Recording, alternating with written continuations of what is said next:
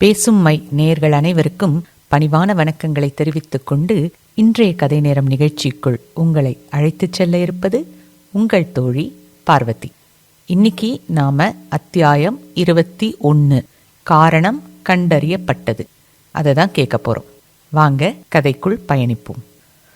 கன்யார் தீர்த்தியில் தியானம் மேற்கொண்ட கார்க்கோடையன் சற்று நேரத்தில் நடந்தவையை தன் ஞான திருஷ்டியால் கண்டு அதிர்ச்சியடைந்தார். அவரின் அதிர்ச்சியை கண்ட மதிநாகசுரன் தனக்குத்தானே, என்ன ஆயிற்று, ஏன் இவ்வாறு அதிர்ச்சி அடைகிறார் ஆசான்? அப்படி என்ன காரணம் நாம் அந்த 4 ஊர்களை நெருங்க முடியாமல் இருப்பதற்கு?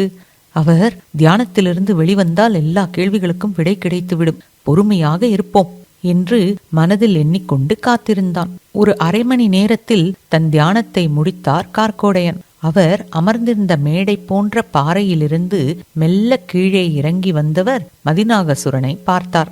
அவர் பார்வையில் ஏதோ நம்பிக்கை இழந்தவர் போல் தோன்றிட மதிநாகசுரன் அவரிடம், ஆசானே, என்ன நடந்துள்ளது அல்லது நடக்கிறது என்பதை கூறுங்கள், நாம் நிச்சயம் அந்த ஊர்களையும் கைப்பற்றிடுவோம். அது மதிநாகசுரா, ஏன் தயங்குகிறீர்கள் ஆசானே? எதுவாக இருந்தாலும் சொல்லுங்கள். இவ்வளவு காலம் நாம் இணைந்து அனைத்தையும் செயல்படுத்தவில்லையா என்ன? நாளை மறுநாள் நமது அடுத்த வாரிசுகளும் இங்கே வந்து சேர்ந்து விடுவார்கள். அப்போது நமது படை இன்னமும் பலம் பொருந்தியதாகிவிடும். என்ன சொல்கிறாய் மதிநாகசுரா? நம் பிள்ளைகள் இங்கு வருகிறார்களா? யார் அழைத்து வரச் சென்றுள்ளார்? நம் சிகராசுரன் சென்றுள்ளான் ஆசானே. அவன் ஒருவனால் மட்டும் அது சாத்தியமாகுமா? நிச்சயம் முடியும் ஆசானே. அங்கேதான் நம் மந்தாகிஷி இருக்கிறாளே, அவள் அனிமா சித்தியை பிரயோகப்படுத்தி அனைவரையும் அணு அளவுக்கு மாற்றிடுவாள். சிகராசுரன் அவர்கள் அனைவரையும் ஒரு கூடைக்குள் போட்டு இங்கே எடுத்து வந்துடுவான். சரி சரி, அவர்களும் வரட்டும், பார்ப்போம். அது போகட்டும், நீங்கள் தியானத்தில் ஏதோ கண்டுள்ளீர், அது என்ன? உங்கள் முகத்தில் அதிர்ச்சி தெரிந்ததே, எதனால்? சொல்கிறேன் மதிநாகசுரா, சொல்கிறேன். கேட்க ஆவலாக உள்ளோம். ஏனெனில் காரணம் அறிந்தால் அதற்கு தகுந்தாற்போல் அவர்களை நம் அடிமைகளாக்கி விடலாம் அல்லவா? அது சாத்தியமா என்பதில் எனக்கு கொஞ்சம் சந்தேகமாக இருக்கிறது மதிநாகசுரா. ஆசானே, என்ன சொல்கிறீர்? இத்தனை ஊர்களை ஒன்றுமில்லாமல் செய்த நம்மால் இந்த 4 ஊர்களை கைப்பற்றுவதில் தங்களுக்கு ஏன் சந்தேகம் எழுகிறது? அதற்கு காரணம் இருக்கிறது மதிநாகசுரா. அதுதான் என்ன காரணம் என்பதை விளக்குங்கள், அதன்படி முடிவுக்கு வரலாம். என் தியானத்தின் ஞான திருஷ்டியில் கண்டது என்னை பல வருடங்களுக்கு பின் கொண்டு சென்றது. என்று நாம் நமது அசுரகிரிவனத்தை விட்டு உயிர் பிழைத்து தப்பி ஓடி வந்தோமோ, அந்த நாளை மீண்டும் நான் கண்டேன். அங்கே நமது அசுரர் குலமே தேவர்களுடன் பார்க்கடலை கடைந்து கொண்டிருந்தனர். அமிர்தமும் வந்தது. அதை யார் முதலில் பருகுவது என்ற சர்ச்சை எழுந்ததும் மகாவிஷ்ணு அதை அவர் கையில் வைத்துக்கொண்டு ஒரு முடிவு எடுப்பதற்குள் அவர் கையிலிருந்த அந்த அமிர்த கலயத்தை மகாவிஷ்ணுவின் வாகனமான கருடன் அவரிடமிருந்து பறித்து கொண்டு சென்றது. விஷ்ணுவும் அதன் பின்னாலேயே தன்னிடம் தந்துவிடும்படி கூறிக்கொண்டே சென்றார். ஆனால் கருடன் வெகுநேரம் அதை கொடுக்காமல் அலைக்கழித்தது. அவ்வாறு அது அங்கும் இங்குமாக அமிர்த கலசத்துடன் பறந்ததில் அந்த கலசத்தில் இருந்த அமிர்தம் தழும்பி 4 முறை கீழே பூமியில் சொட்டியது. அப்படி அமிர்தம் விழுந்த அந்த 4 இடங்கள்தான் இந்த மாயாபுரி, பிரயாகா, அவந்தி மற்றும் திரிகாந்தக். அதுதான் நம்மால் அந்த ஊர்களுக்குள் செல்ல முடியாமல் போனதுக்கான காரணமாகும். அந்த ஊர்களில் இன்றும் அந்த அமிர்த துளியை பாதுகாத்து வைத்திருக்கின்றார்கள். அதுதான் அவர்களை நம்மிடம் இருந்து காப்பாற்றுகிறது. அந்த அமிர்த துளியை எங்கே, எப்படி பாதுகாத்து வைத்திருக்கிறார்கள்? அதன் மகிமை அறிந்துதான் வைத்துள்ளனரா? எங்கு வைத்திருந்தால் என்ன, அதை நாம் எடுக்கவோ அழிக்கவோ முடியாது. அப்போ இதற்கு தீர்வுதான் என்ன ஆசானே? அதை அந்த ஊர் மக்களில் எவரேனும் ஒருவரை நாம் செய்ய வைக்க வேண்டும். அதற்கு அவர்கள் அந்த அமிர்த துளியை எங்கே, எப்படி பாதுகாத்து வைத்திருக்கிறார்கள் என்பதை நாம் முதலில் தெரிந்து கொள்ள வேண்டும். நம்மால் அந்த ஊருக்குள் செல்லவே முடியவில்லையே, பின் எப்படி அதை கண்டுபிடிப்பது? ஒருவரை மாற்றுவது, பின் அவரை வைத்து அழிப்பது? எல்லாவற்றிற்கும் ஏதாவது ஒரு வழி பிறக்கும். பொறுமையாக சிந்தியுங்கள். இதற்குதான் நீங்கள் அதிர்ச்சி அடைந்தீர்களா? இதற்காக மட்டும் இல்லை மதிநாகசுரா. இதை எப்படியாவது நீங்கள் செய்து விடுவீர்கள் என்பதில் எனக்கு எந்தவித ஐயமும் இல்லை. ஆனால் அந்த கலசத்திலிருந்து வழிந்த ஒரு துளி அமிர்தமே நம்மை அந்த ஊருக்குள் நுழைய கூட விடாமல் தடுத்து நிறுத்துகிறது. அப்படியென்றால் அதை அருந்திய தேவர்களிடம் நாம் நெருங்க முடியுமா? அந்த அமிர்த துளிக்கே இவ்வளவு சக்தி என்றால்... கவலை எதற்கு ஆசானே? நம்மால் நெருங்க முடியாவிட்டால் அந்த 4 ஊர் மக்களை வைத்து நிறைவேற்றிக் கொள்ளலாம். அது எப்படி நடக்கும் மதிநாகசுரா? அதற்கும் சேர்த்தே யோசிப்போம் ஆசானே. நமது இனத்தின் புது இளஞ்சிங்கங்கள் நம்முடன் சேர உள்ளதல்லவா? அவர்களிடமும் விவரத்தை விளக்கிவிடுவோம். புதிய திட்டம் தீட்ட வேண்டியதுதான். காரணம் இதுதான் என்று இப்போது விளங்கிவிட்டது. இனி அதற்கான செயலை குறித்து தீவிரமாக கலந்தாலோசித்து முடிவெடுப்போம். கவலை வேண்டாம் ஆசானே, நாங்கள் இருக்கிறோம். அந்த நம்பிக்கை எனக்கும் இருக்கிறது மதிநாகசுரா. அது போதும் ஆசானே. தங்களின் நம்பிக்கை எங்களை வெற்றியடையச் செய்திடும். அதோ நம் இளஞ்சிங்கங்கள் வந்துவிட்டனரே.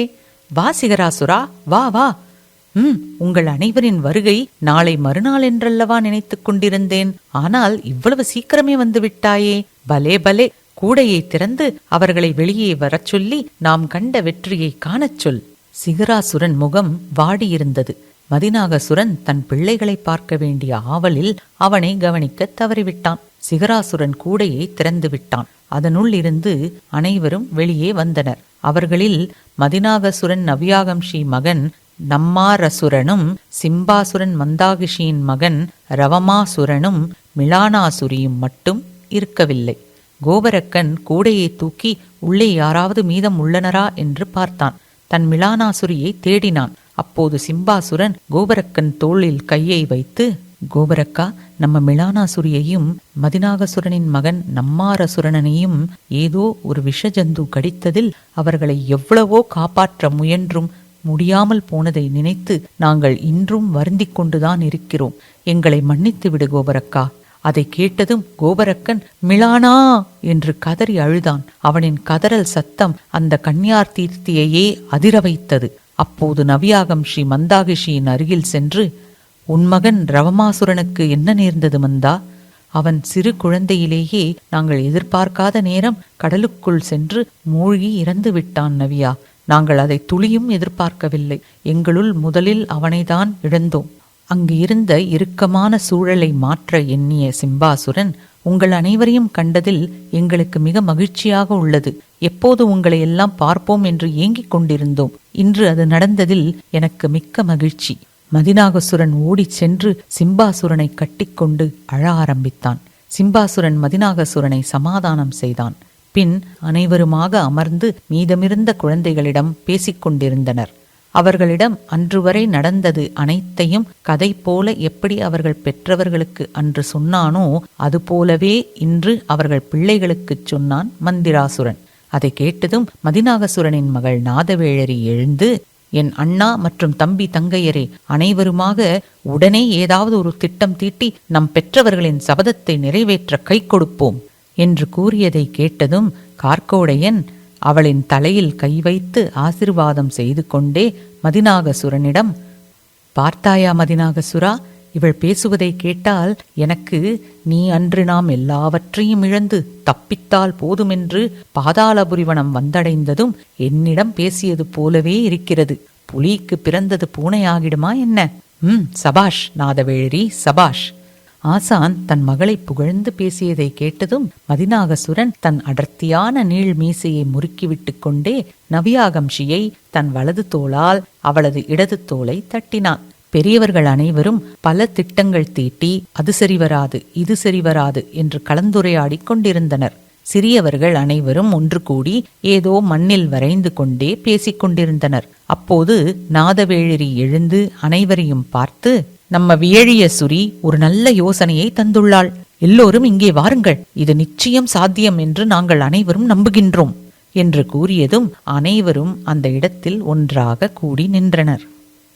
இந்த அத்தியாயத்துக்கு மட்டும் ஆசிரியர் ஒரு பின்குறிப்பு கொடுத்திருக்காங்க. அதையும் வாசிக்கலாம் வாங்க. கார்க்கோடையன் சொன்னது போல அன்று அந்த அமிர்த கலசத்திலிருந்து அமிர்தம் வழிந்து சொட்டிய இடமான மாயாபுரி, பிரயாகா, அவந்தி, திரிகாந்தக் ஆகிய அந்த 4 ஊர்களின் இன்றைய பெயர்கள் ஹரித்வார், அலகாபாத், உஜ்ஜைன், நாசிக் என்பதாகும்.